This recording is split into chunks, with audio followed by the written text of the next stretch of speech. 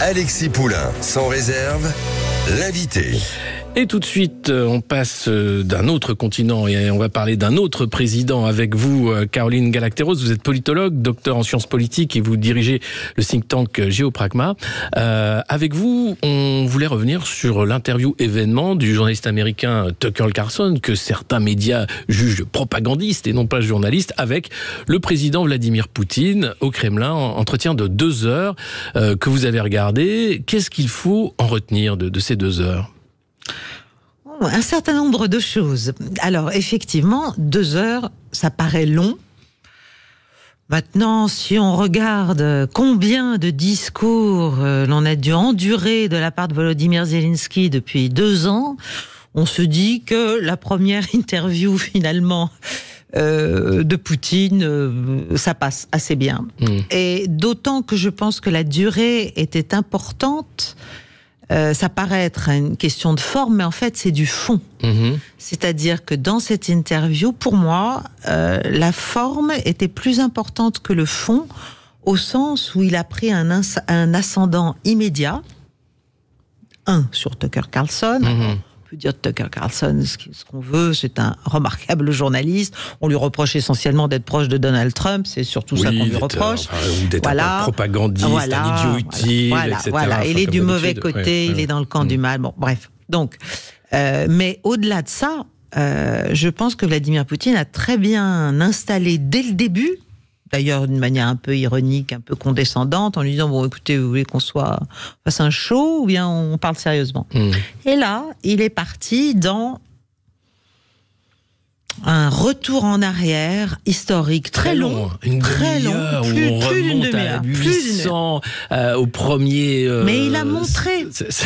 Alors oui, donc Tucker a essayé à 2-3 reprises. Bon, est-ce que c'est vraiment pertinent ? Est-ce que il a sorti des lettres de cosaques, de chevaliers. C'était incroyable. Non, mais c'est-à-dire, il a montré en fait que la Russie immémorial, 2, que l'Ukraine est un État globalement artificiel, 3, que les Polonais ont des prétentions dessus, voilà, parce qu'à un moment donné, une partie de l'Ukraine d'aujourd'hui était polonaise, etc., etc.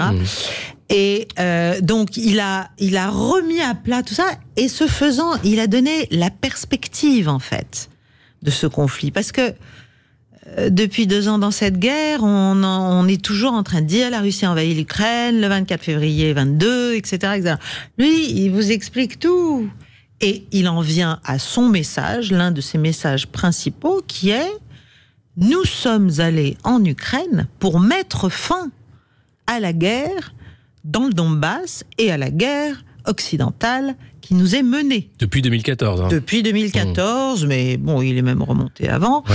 Il est remonté avant, puisqu'il évoque les 3 grands moments, en fait, de déception de la Russie post-guerre froide vis-à-vis de l'Occident. L'élargissement de l'OTAN. Où la Russie s'était portée candidate, d'ailleurs. Oui, en tout cas, oui, elle a demandé, elle a dit, mais si nous... Et pourquoi pas, pourquoi pas nous Et là, à l'époque, on lui avait dit oui, puis 2-3 heures après, on lui a dit non, en fait... C'était l'époque de Clinton et Bush. Voilà, ça va pas être possible. Et puis, donc, il y a ça, mais il y a eu aussi, et ça, moi, je l'ai bien vu et connu, il y a eu tout le soutien, et ça, il l'a bien rappelé, de la CIA, donc américain, aux terroristes dans le Sud-Caucase, donc pour déstabiliser la Russie. Et enfin, effectivement, la suite de ce qu'on appelait les Brilliant Pables du temps de Ronald Reagan, c'est-à-dire le bouclier antimissile au tournant du siècle, au début du XXIe siècle, qui était en fait une manière de bousculer complètement l'équilibre des forces en Europe. Il parle aussi et de menacer la Russie. Des paroles non tenues, des accords qui avaient été signés avec la France et autres. Minsk, mais bien sûr, voilà, mais bien sûr. Ça a été, et puis du début de l'installation des premières bases en Ukraine. Donc lui, il a montré essentiellement, je trouve, dans cette interview, non seulement beaucoup de hauteur de vue, mais il a montré que, en fait, je pense que c'était son objectif, que la Russie est une puissance rationnelle et que c'est nous qui sommes irrationnels. à la fois dans nos désirs de déstabilisation et de destruction, mais même dans l'encouragement à l'escalade, la manière dont on se sert de l'Ukraine, etc., etc. Donc, je trouve que c'est une interview très intéressante et j'engage tous les auditeurs à prendre le temps, en fait, d'écouter, parce que finalement, on n'écoute jamais les Russes. Rarement, ou du moins on en a une parole assez déformée par certains médias. Autre point important, Nord Stream. Qui a saboté Nord Stream? Il blague avec Tucker Carlson en disant c'est vous, non? Et puis non, alors c'est la CIA, parce que visiblement c'est la CIA. Mais il dit ça et finalement, il dit qu'il n'a pas les preuves, ou du moins qu'il ne veut pas apporter les preuves, qu'il suffit de regarder qui a intérêt à saboter Nord Stream et qui peut le faire. Et là, la réponse est évidente, mais que finalement, en termes de propagande, les Américains sont les champions et que même si les Russes apportaient les preuves, ça ne servirait pas à grand-chose. Voilà ce qu'il dit. C'est quand même étonnant comme réponse. Ben non, en fait, moi je suis frappée par la grande logique des propos de Vladimir Poutine. C'est-à-dire, il montre qu'il a compris le jeu. Et d'ailleurs, on reproche sans arrêt à la Russie d'être mauvaise. Alors, on lui reproche ses ingérences, on lui reproche plein de trucs, mais on lui reproche, d'ailleurs, comme un peu les Serbes dans les années 90, c'était un peu la même chose, cette incapacité à jouer avec les règles de la propagande occidentale. Ouais. Mais en fait, c'est parce que ça les intéresse pas vraiment, je crois. C'est-à-dire, ils savent très bien que les autres savent, un, ce qu'ils ont fait, et deux, qu'ils savent qu'ils savent. Ouais. Donc, j'allais dire, non, mais tout le monde se tient par la barbichette, en gros. Non, mais entre pros, tout le monde sait. Ouais, la Suède d'ailleurs dit que finalement elle clôt l'enquête sur Nord Stream parce que c'était pas de sa juridiction, enfin c'était trop compliqué, voilà. Et elle veut rentrer dans l'OTAN aussi, la Suède, donc forcément elle va pas pointer du doigt un membre de l'OTAN. Non, mais c'est clair, c'est clair, je veux dire. Donc c'est un jeu de dupes, alors c'est incroyable. Bien sûr que c'est un jeu de dupes, et c'est un jeu dont essentiellement les Européens sont les seuls à être finalement les dupes, et les Allemands en premier lieu. Et les Français, enfin quand on voit la position d'Emmanuel Macron dans cette. Nous, on est nulle part dans toute cette affaire. On est à la traîne des États-Unis. Et au moment où, quand même, à mon avis, aux États-Unis, on commence à se poser quelques questions sur la poursuite des choses et comment faire, et est-ce qu'on va y arriver, et est-ce qu'il est bien raisonnable de vouloir poursuivre l'escalade.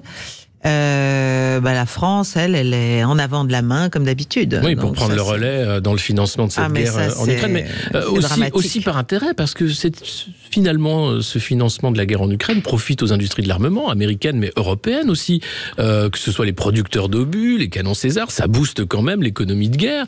Nous sommes en guerre, voilà, c'est une façon aussi radicale de faire en sorte qu'il y ait une certaine croissance, même limite, poussée par la fabrication d'armes. Alors ça, c'est très très vrai pour les Américains, évidemment. Aussi, et d'ailleurs, ils le disent, ils l'ont dit clairement. Plusieurs responsables américains l'ont dit.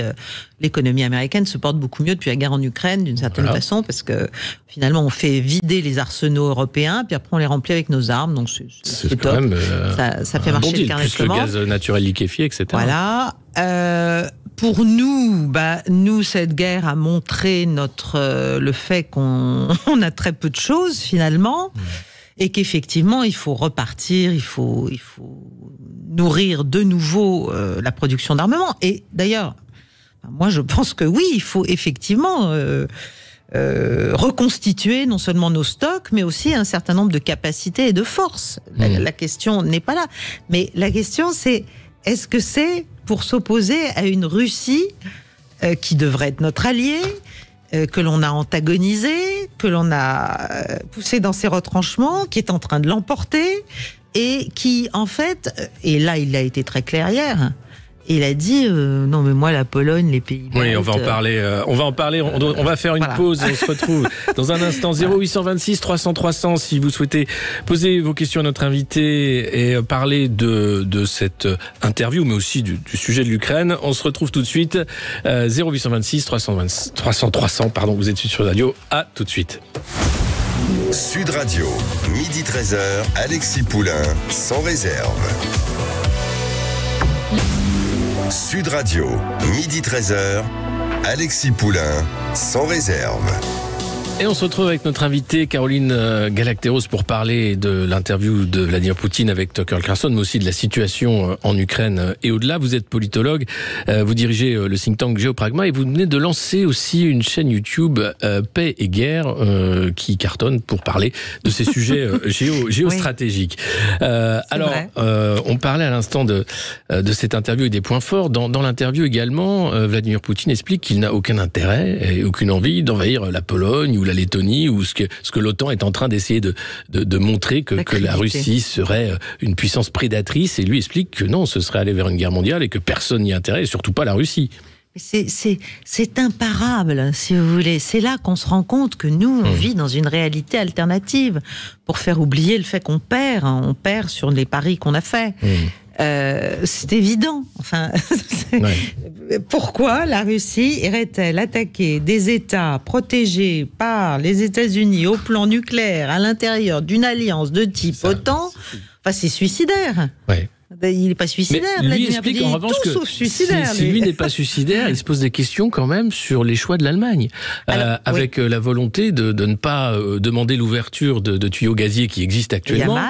Yamal, et le fait que l'économie allemande est en train de s'effondrer sur elle-même du fait du prix prohibitif de l'énergie et des choix des sanctions. Là, lui, il ne comprend pas. Hein. Alors, je suis entièrement d'accord. Il explique qu'il ne comprend pas, et c'est assez peu compréhensible. Mais à vrai dire, depuis Nord Stream, on est un peu estomaqué de voir les réactions du chancelier Scholz, qui périodiquement va à Washington pour... Il y est d'ailleurs. Pour mettre au point les narratifs, n'est-ce pas, sur ce qui s'est passé, ce qui s'est pas passé, ce qu'il doit dire. Bon... Pendant ce temps, l'économie allemande souffre considérablement, et la société et le peuple allemand souffrent. Pendant ce temps, la Pologne en profite. Oui. Parce que moi, je pense beaucoup, et je l'ai dit, mais il y a déjà 6 mois, 8 mois, je ne sais plus, que les Américains jouent la Pologne contre l'Allemagne, là.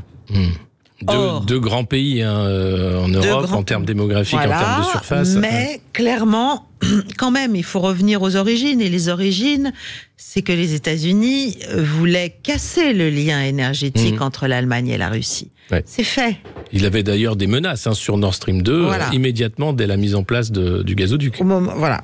Donc ça, c'est fait. Et les Polonais, eux, qui sont les bons élèves, les anti-russes primitifs que l'on sait, sont abondamment joués, aidés, poussés, et militairement, ils sont très très en avant de la main et très très désireux de voir l'escalade se poursuivre. Oui. Parce que c'est une zone d'influence finalement qu'il voit s'ouvrir en Ukraine, c'est ça? Oui, et alors c'est là qu'il y a un message quand même qui a été clairement dit, ça a été assez rapide dans l'entretien, mais ça s'est dit, c'est que tant que... Parce que, bon, la Russie sait tout ce qui se passe en Ukraine, mais tout, au mètre près. Donc, il a dit, tant que c'est des mercenaires, il a dit, il y a plein de mercenaires, plein américains, il a cité les Polonais, il a cité, je crois, les Allemands. Et il a dit, tant que c'est des mercenaires, même si on sait que ça peut être d'anciens soldats... Service ou autre, oui. Mais le jour... Il n'a pas cité les Anglais, d'ailleurs, c'est intéressant, parce que les Anglais sont très, très à la manœuvre. Mais le jour où ça va être des soldats en tant que tels... pour la Russie, ça devient tout à fait différent. Sous-entendu, là, vous allez vous prendre c'est l'escalade assurée. Trucs sur la figure. Et il a rappelé aussi, mais quel est l'intérêt des États-Unis d'aller mettre des soldats américains sur le territoire? Ils sont partout. Quand on voit également au Proche-Orient le nombre de bases américaines, c'est impressionnant. Non, mais il y a un problème. On a au téléphone Chantal de Bastia qui souhaitait réagir et vous poser une question. Bonjour Chantal. Bonjour Alexis Poulain, je suis ravie de vous avoir déjà à vous, parce que vous êtes quelqu'un que j'admire énormément. Merci. Pour tout ce que vous faites. Caroline Galacteros, je n'en parle même pas, d'ailleurs, Paix et Guerre, c'est une très très bonne idée et j'espère qu'elle aura un grand succès, sa chaîne. Voilà, alors, moi, il y a quelque temps de ça, j'avais posé la question à quelqu'un d'autre, à Jacques Beau, en disant que pour moi, la guerre en Ukraine, en fait, les États-Unis avaient comme mission, et d'ailleurs on voit avec Scholz et Macron, 1, détruire l'industrie allemande, 2, détruire la technologie française. Parce qu'ils ne voulaient surtout pas que l'Europe, en tant que telle, se développe, étant donné leur économie, et en plus que la Russie se rapproche de l'Europe, alors ça, il en était hors de question. Faut pas oublier que Biden, le 8 février, lors d'une interview, a bien dit à une journaliste allemande que Nord Stream 2 ne se fera pas. Donc c'était avant le 24 février. Oui, bien avant. Donc voilà. Donc les gens, il ne faut pas qu'ils oublient. Donc moi, je pense que Poutine n'est pas un dingue comme on veut le faire passer. Il n'a aucune raison, les pays baltes, mais alors ils s'en contrefoutent. La Pologne, il n'a pas envie de se retrouver avec l'OTAN sur le dos. Il a déjà en Ukraine. Donc il ne va pas augmenter la dose. En revanche, je voudrais demander à Caroline Galateros, qu'est-ce qu'elle pense de la position de la France qui, lors de la dernière conférence de presse en Suède de M. Macron, parce que moi je vous dis honnêtement, enfin nous ici en Corse ça m'étonnerait, et en France d'ailleurs, que les Français aillent donner une goutte de sang pour l'Ukraine. Ça m'étonnerait fort. Donc il ira lui, Macron. Mais enfin d'aller jusqu'au bout pour l'Ukraine, avec notre argent quand même, alors, qui tire quand même sur des cibles. On va donner la parole à Caroline Galateros, parce que c'est vrai qu'en Suède, Emmanuel Macron a quand même remis à plat la doctrine nucléaire française en expliquant que la bombe nucléaire française, c'est pas que pour la France, c'est pour toute l'Europe. Hein, voilà. Et là, pourtant, c'est dans le marbre, c'était une volonté du général de Gaulle. C'est fait avec une légèreté incroyable, avec quasiment aucun commentaire dans les médias français, comme si, bon bah oui, c'est normal, parce que c'est l'Europe. Et dans les armées françaises. Et dans les armées françaises, oui, que font les généraux. Qu'est-ce qui se passe en France? Est-ce que c'est un coup d'État soft qui est en train de se passer, où l'Europe va prendre finalement le dessus sur ce qu'il reste encore de petite souveraineté à la France? C'est-à-dire que nous avons à notre tête l'européiste en chef. Donc, pour lui, c'est l'Europe, l'avenir de la France, si j'ose dire. Et j'allais dire la forme ultime que peut prendre ce qu'il reste de France. Ouais. Il a juste oublié que l'atome, ça ne se partage pas. Voilà, ça ne se partage pas. L'atome, ça ne se partage pas. Voilà, c'est une base. Moi, c'est Lucien Poirier, qui est quand même l'un des pères de la dissuasion française, avec d'autres, avec Beaufre, qui me l'a dit quand j'étais toute jeune étudiante. Voilà, l'atome ne se partage pas, et pouvoir égalisateur de l'atome, ce qui fait que des petites puissances, avec quelques centaines de têtes, peuvent être dans un rapport de dissuasion et d'équilibre de la terreur avec des très grosses puissances comme les États-Unis ou la Russie. Et le siège aussi de la France à l'ONU, parce que Olaf Scholz lorgne dessus depuis des années. Il est le premier à avoir dit ce serait bien d'avoir un siège européen plutôt ou un siège tournant plutôt qu'un siège qui est à la France. Avant lui. Non, mais on est à une phase de délitement et de renoncement consenti à ce qui nous reste de souveraineté, qui est très très grave. Donc là, dans le discours à Stockholm, il a effectivement dit, en fait, c'est de la rhétorique, mais c'est de la rhétorique lourde de conséquences. Il a dit, la plupart des intérêts vitaux de la France sont en Europe, et donc, le donc il est logique que notre outil nucléaire puisse s'étendre à l'Europe, à la défense de l'Europe, dans la mesure où c'est nos intérêts qui sont concernés. Alors, déjà, les intérêts stratégiques fondamentaux de la nation, c'est volontairement flou, donc on évite d'être...